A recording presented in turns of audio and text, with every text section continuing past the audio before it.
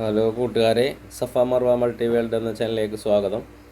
അപ്പോൾ നമുക്ക് ജപ്പാൻ്റെ 110 വോൾട്ടിൻ്റെ ഷിപ്പേഴ്സിനെ കുറിച്ച് നോക്കാം കേട്ടോ.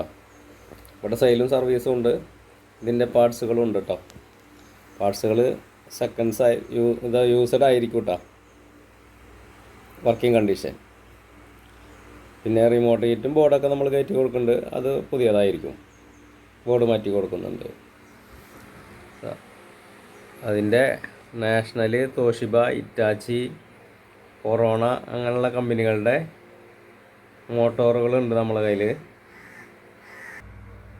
പിന്നെ 110 വോൾട്ട് പവർ സപ്ലൈ, അതായത് 130 വോൾട്ട് 110 ആക്കണ കൺവെർട്ടർ. ഇവിടെ സർവീസും ഉണ്ട് കേട്ടോ. അപ്പോൾ ഇത് ബോർഡ് കയറ്റാൻ വന്നിട്ടുള്ള റിമോട്ട് കിറ്റ് കയറ്റാൻ.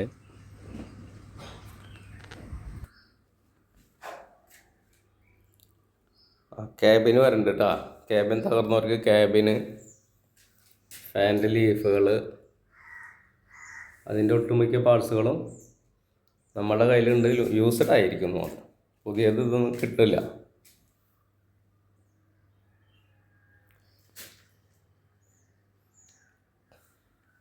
നമ്മളിവിടെ പൊളിക്കാൻ എടുക്കുന്നുണ്ട്. പഴയത് തീരെ വർക്ക് ചെയ്യാത്ത ഐറ്റംസുകൾ പൊളിക്കാൻ എടുക്കുന്നുണ്ട്.